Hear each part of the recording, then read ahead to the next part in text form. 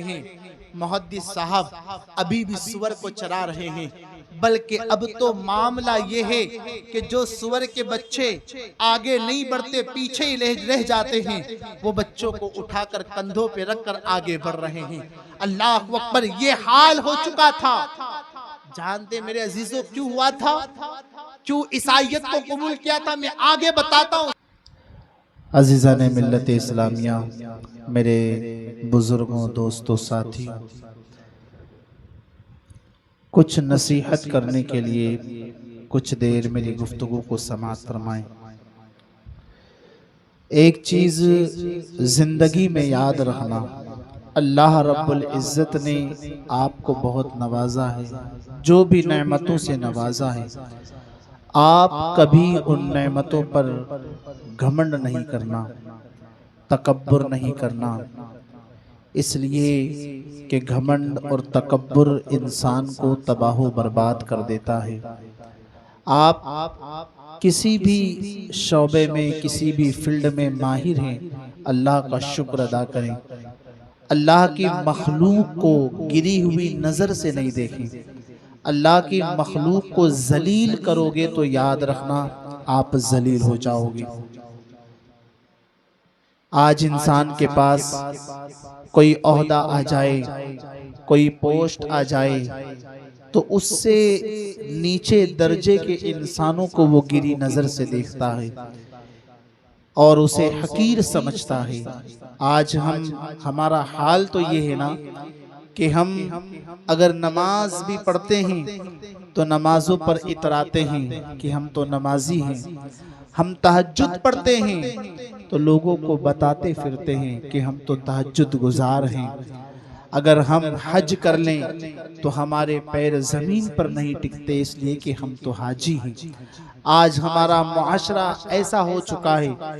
लेकिन मेरे यारो याद रखना, मेरे प्यारो, अल्लाह को तकब्बुर पसंद नहीं है, अल्लाह को घमंड पसंद नहीं है। वह शैतान था ना, इब्लीस सैयदुल मलाइका।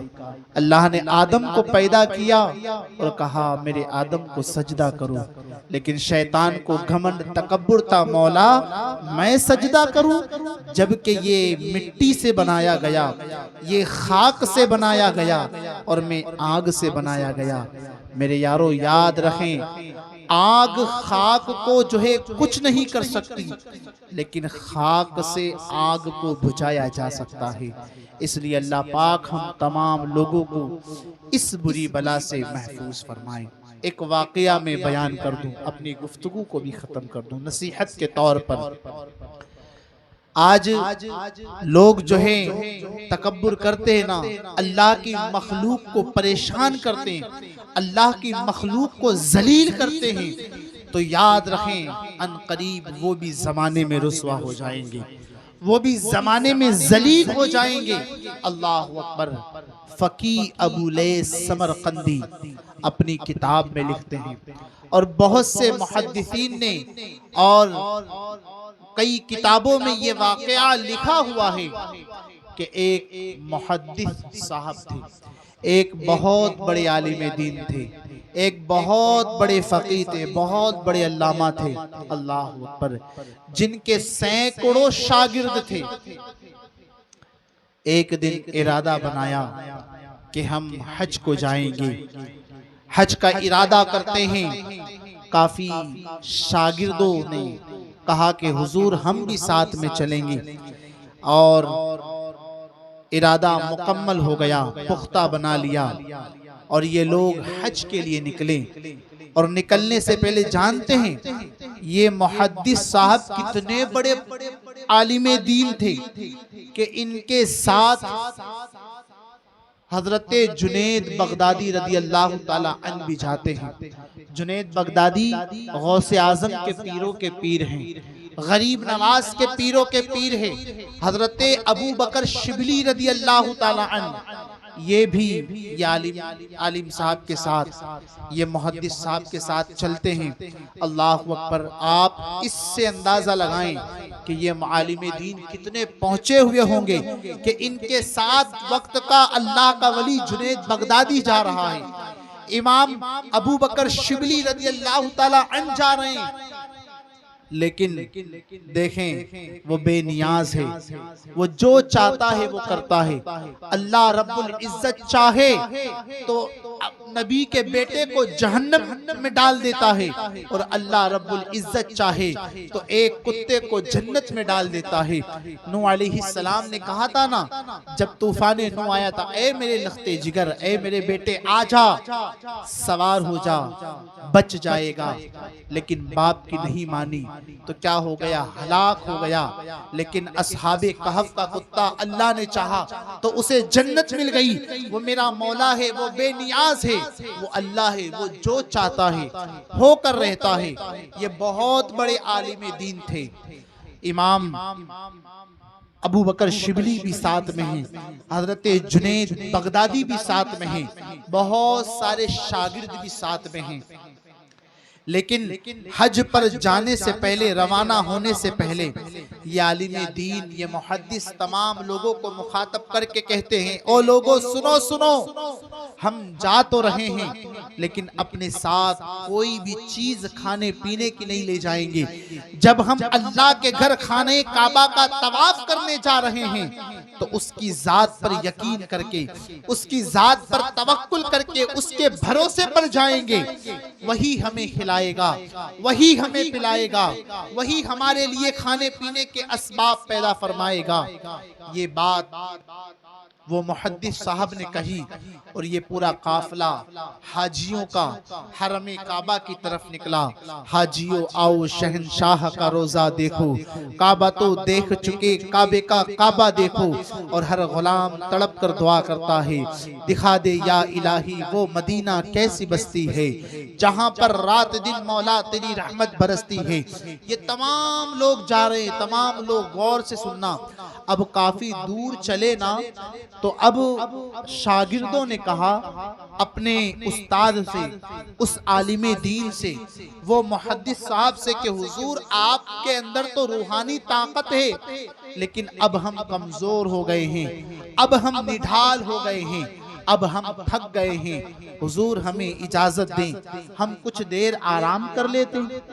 बापू छोटा वाकया है, गौर से सुनना, कुछ देर आराम कर लेते हैं। आलिम साहब ने कहा ठीक है आराम कर लो। अब जिस जगह पर आराम करने के लिए वो लोग सोए ना, वो गिरजा की दीवार थी, जिसे अभी हम चर्च कहते हैं। गिरजा की दीवार के करीब तमाम ही लोग जो भी जा रहे थे मुहद्दिस साहब के साथ, वो तमाम लोग सो गए। अब ये मुहद्दिस साहब जो थे, ये आलिम दीन, ये फकीह, इनको शेखे उंदुलुस कहा जाता था, इतने बड़े आलिम दीन थे। अब इन्होंने कहा कि अपने शागिर्दों के लिए, अपने लोगों के लिए पानी का इंतजाम कर दूं, काशा लेकर या मशकीजा लेकर या ठिलिया लेकर, जो भी था। चश्मे के करीब जाते हैं, दरिया के करीब गए, जैसे ही पानी भरने के लिए बर्तन को अंदर डालते हैं तो क्या देखते हैं कि उस पानी के अंदर एक खूबसूरत अक्स नजर आता है। एक खूबसूरत हसीनो जमील लड़की का अक्स नजर आया। जब अक्स नजर आया ना, तो जब चेहरा घुमा कर देखा तो क्या देखते हैं, एक खातून खड़ी हुई है, बड़ी खूबसूरत है, बड़ी हसीनो जमील है। मेरे यारों याद रखना, औरत शैतान की तलवार हुआ करती है। शैतान जब भी मर्द पर हमला करता है तो वो औरत के जरिए करता है। अल्लाह रब्बुल इज्जत हमारे ईमान की हिफाजत फरमाए। याद रखें, ईमान बड़ा नाजुक होता है, ईमान की हिफाजत करना इतना आसान नहीं। अब जैसे ही उस खातून पर नजर पड़ी तो शैदा हो गए, आशिक हो गए, मोहब्बत जो है दिल में बस गई। अल्लाह अकबर। और उस लड़की के करीब गए। वक्त का आलिम दीन है, वक्त का मुहद्दिस है, जिनके इल्म का डंका पूरे बगदाद में बजता हो, जिनके इल्म को हजरत अबू बकर शिबली भी मानते हो, जिनके इल्म को हजरत जुनैद बगदादी भी मानते हो, ऐसा शख्स भी बहक जाता है, ऐसे लोग भी बहक जाते हैं, तो सोचें फिर हमारा क्या होना है। अल्लाह अकबर। करीब गए, कहा ए लड़की तुम कौन हो? कहा तुम्हें क्या लेना देना, मैं कौन हूं? कहा मैं पूछता हूं, बताओ तुम किसकी लड़की हो, किसकी शहजादी हो? उस शहजादी ने कहा ये गिरजा घर देख रहे हो, इस गिरजा घर के अंदर जो राहिब है उस राहिब की मैं बेटी हूं, उस पुजारी की मैं बेटी हूं। कहा ऐसी बात है, अल्लाह अकबर। अब ये मुहद्दिस साहब जो हैं उस राहिब के पास गए, राहिब के करीब गए, अपना तारुफ बताया कि मैं फला जगह से आया हूँ, मैं फकीह हूँ, मैं मुहद्दिस हूँ, मुझे शेख उंदुलुस कहा जाता है।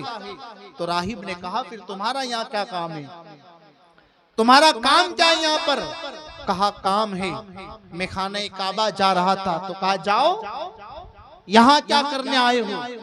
कहा ए राहिब मुझे ये बता, ये बेटी किसकी है? उस राहिब ने कहा ये बेटी मेरी है, ये मेरी शहजादी है, ये मेरी लड़की है। राहिब से मुहद्दिस साहब ने कहा कि ए राहिब मैं तुम्हारी बेटी से शादी करना चाहता हूँ, मैं तुम्हारी बेटी से जो है शादी करना चाहता हूँ।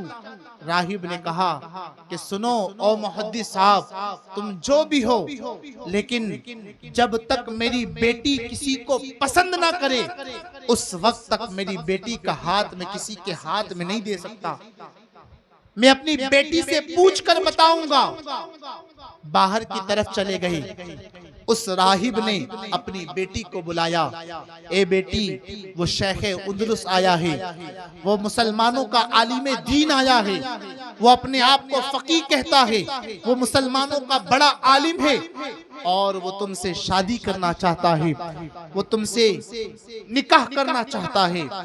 ए मेरी बेटी क्या कहती हो? बेटी ने कहा, उस ईसाई राहिब की बेटी कहती है अब्बा जान मैं कैसे शादी कर सकती हूँ, मैं कैसे उसके साथ जिंदगी गुजार सकती हूँ, इसलिए कि हम मजहब के एतबार से ईसाई हैं और वो मुसलमान हैं। तो राहिब ने कहा फिर इसका हल क्या निकाला जाए? बेटी ने कहा अगर वो ईसाई हो जाए, वो ईसाइयत को अपना ले तो मैं उससे शादी कर लूंगी। बस ये जबान पर उस बेटी का जुमला आया था कि ये मुहद्दिस साहब कान लगाकर सुन रहे थे, दौड़े दौड़े आए, माज़अल्लाह में ईसाई हो गया, माज़अल्लाह में ईसाई हो गया, मैंने ईसाइयत को कबूल किया। जरा अंदाजा करें ईमान कितना नाजुक है। चंद मिनटों के अंदर किसी हुस्न को देखकर इतने बेकाबू हुए कि अपने ईमान का सौदा कर बैठे, अपने ईमान को बेच दिया। अल्लाह अकबर। जब इतने बड़े बड़ों का ये हाल है तो फिर हमारे ईमान की गारंटी कौन लेगा? पुल सिरात पर चलना इतना मुश्किल नहीं है, मैदान महशर में खड़े रहना भी इतना मुश्किल नहीं है जितना मुश्किल अपने ईमान को बचाना है। कई सौ लोग, कई हजार लोग, कई करोड़ लोग ऐसे हैं जिनकी जिंदगी कुफ्र के दलदल में गुजरी, लेकिन आखिरी वक्त में ईमान की दौलत से माला माल हुए। कितने लोग ऐसे हैं मेरे प्यारे कि जिनको अल्लाह ने विलायत अता फरमाई, विलायत के मनसब अता फरमाए, बड़े बड़े ओहदे अता फरमाए, लेकिन खात्मा हुआ तो ईमान पर नहीं हुआ। इसलिए हमेशा दुआ करें कि अल्लाह हमारा खात्मा ईमान पर अता फरमाए। गौसे पाक भी दुआ फरमाते थे, मेरे मौला मेरा खात्मा ईमान पर अता फरमाना। तो ईमान इतना नाजुक है, अगर ईमान चला गया तो सब कुछ चला गया। इतना बड़ा मुहद्दिस, इतना बड़ा आलिम दीन, इतना बड़ा फकीह, चंद मिनटों के अंदर ईमान भी बदल लिया कि हाँ मैं ईसाइयत को कबूल करता हूँ। शादी हो गई, शादी हो गई। अब उस बेटी के पास गया, अब तो शादी हो गई, उसकी खातून हो गई, बड़ी हसीन और जमील के करीब में गया तो कहा ए शख्स, अगरचे मेरी शादी तेरे साथ हो गई है लेकिन मैं तेरे ऊपर भरोसा नहीं कर सकती। कभी ऐसा हुआ कि तू मुझे इस्तेमाल करके चला जाए, क्या भरोसा? मैं तुझे अपने करीब उस वक्त तक नहीं आने दूंगी जब तक मुझे तुझ पर भरोसा ना हो जाए। तुझे कुछ काम करने होंगे तब मैं तुझ पर एतमाद करूंगी। उस मुहद्दिस ने कहा कि बताओ कि मेरे लिए क्या काम है, मैं क्या काम करूं जिससे तुम्हें मुझ पर एतिमाद हो, भरोसा हो। कहा मैं सुअर चलाने जाती हूं, तुम्हें भी सुअर को चराने साथ में जाना है। अल्लाह अकबर। जिसके हाथ में हदीसे मुस्तफ़ा हुआ करती थी, जिनके हाथ में कुरान और हदीस हुआ करता था, जिनकी जबान पर कुरान और हदीस का दर्स हुआ करता था, आज वो मुहद्दिस चरवाहे बनकर सुअर को चरा रहे हैं, सुअर चरा रहे हैं। अब ये तमामी लोग जगे, नींद से बेदार हुए, उस्ताद को ढूंढ रहे हैं, हमारे उस्ताद कहाँ हैं, हमारे मुहद्दिस साहब कहाँ हैं। लोग तलाश करते हैं, तलाश करते करते उस जगह पर आए जहां पर वो मुहद्दिस जिनके दिल से ईमान निकल चुका था। क्या देखते हैं, वो तो एक लड़की के साथ सुअर को चरा रहे हैं। लोगों की आंखों में से आंसू झलक पड़े, आंसू निकलना शुरू हो गए, रोने लगे, हुजूर ये क्या मंजर है।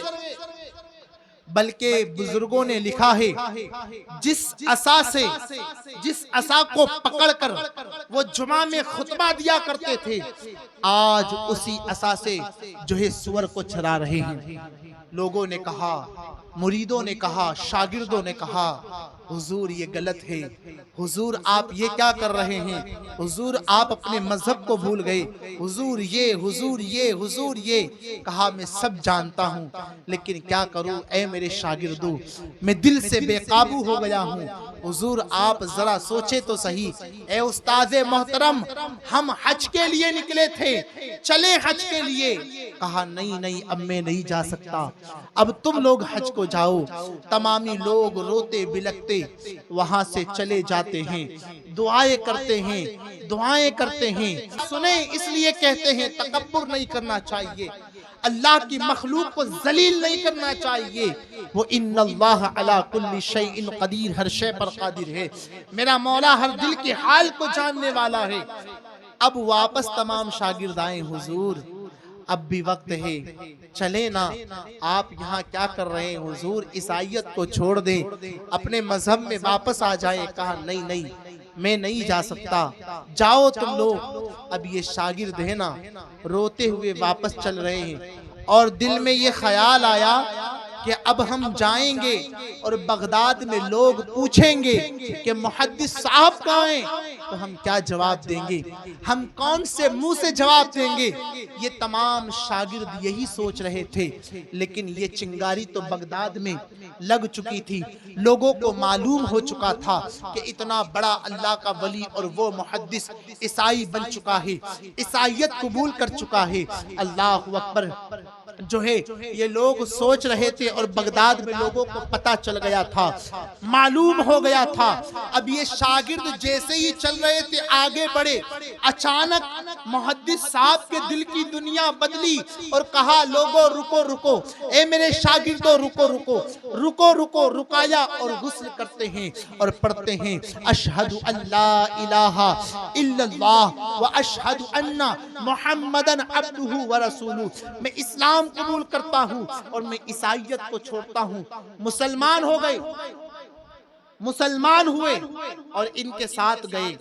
अब एक दिन शागिर्दों ने पूछ लिया, हाय हाय, शागिर्दों ने पूछा, हुजूर हमें बताएं ना कि आप ईसाई क्यों हुए थे, ऐसी कौन सी खता आपने की, या क्या मामला हुआ था कि अल्लाह पाक ने आपसे मजहब को छीन लिया और आप ईसाईयत में चले गए थे। आपने नहीं बताया, राज को राज ही रखा। बल्कि कुछ दिन के बाद एक पर्दा पोश खातून आती है, जहां पर आप दरसे हदीस दिया करते थे। पर्दे में खातून आई और फरमाया कि मैं मुहद्दिस साहब से मिलना चाहती हूँ, मैं इस आलिम दीन से मिलना चाहती हूँ, और तन्हाई में मिलना चाहती हूँ, अकेले मिलना चाहती हूँ। तमाम शागिर्दों ने रास्ता छोड़ दिया, तन्हाई में गए। उस खातून ने जब अपने चेहरे से पर्दा हटाया तो वही वो खातून थी, ये ईसाई वही खातून थी। कहा, ए खातून तुम यहाँ क्या कर रही हो, मैंने तुम्हारे मजहब को छोड़ दिया है, मैं अपने मजहब में वापस आ चुका हूँ, तुम यहाँ क्या कर रही हो। उस खातून ने कहा, ए मुहद्दिस साहब, ए आलिमे दीन, ए फकी, ए शेख अंदलुस सुने, एक दिन में सो रही थी, ख्वाब में मैंने मौला अली को देखा, मौलाए कायनात को देखा, और मौलाए कायनात फरमाते हैं, ए बेटी तू मुसलमान हो जा, तू मुसलमान हो जा, तू दायरे इस्लाम में दाखिल हो जा। और हजरत मौलाए कायनात मुश्किल कुशा ने मुझे ख्वाब ही में कलमा पढ़ाया, ख्वाब में कलमा पढ़ाया और बशारत दी कि जा बगदाद में, और जिससे जो शख्स तेरे लिए ईसाई हो चुका था, अब तू उसके लिए मुसलमान हो जा और जाकर निकाह कर ले, इसलिए मैं तुम्हारे पास आई हूँ। जब ख्वाब को सुना तो ये नेमत भी मिल गई जिसकी वजह से ये अपने मजहब को छोड़कर ईसाइयत में गए थे। मुसलमान हुई ये खातून और इस्लाम कबूल किया, मौला अली ने पढ़ा दिया तो अब निकाह भी हो गया। अब सुने, एक दिन बड़ा करीबी शागिर्द है ना, उस्ताद का कोई ना कोई करीबी शागिर्द होता है, और उस्ताद है ना उससे हर बात शेयर कर देता है, करीबी कोई ना कोई स्टूडेंट होता है। एक करीबी शागिर्द ने पूछ लिया, हुजूर बता दीजिए ना, हम ये बात किसी को कहेंगे नहीं, हम इबरत के तौर पर ये बात सुनना चाहते हैं कि अल्लाह का इतना बड़ा वली, इतना बड़ा शेख, इतना बड़ा आलिम दीन, इतना बड़ा फकी आखिरकार ईसाइयत में कैसे चला गया। तो उस शेख मोहतरम ने, उस मुहद्दिस ने कहा, ए मेरे शागिर्द, बात ऐसी है कि मैंने अल्लाह की मखलूक को जलील किया था, अल्लाह की मखलूक को जलील किया था। वो कैसे जलील किया था? एक ईसाई मेरे करीब आया और मेरे गले से लग गया और कहता है, आप शेख अंदलुस हैं, आप मुहद्दिस हैं, आप आलिम दीन हैं, आप मुझे इस्लाम में दाखिल कर दें, आप मुझे मुसलमान बना दें, आप मुझे कलमा पढ़ा दें। और उस वक्त मुझे घमंड आया था, उस वक्त मुझे तकब्बुर आया था कि मैं इतना बड़ा और मैं इसे मुसलमान बनाऊं। मैंने कहा, हट काफिर, निकल काफिर। उसको जलील किया, उसको जलील किया, उसको जिल्लत की निगाहों से देखा, उसको हकारत की निगाहों से देखा।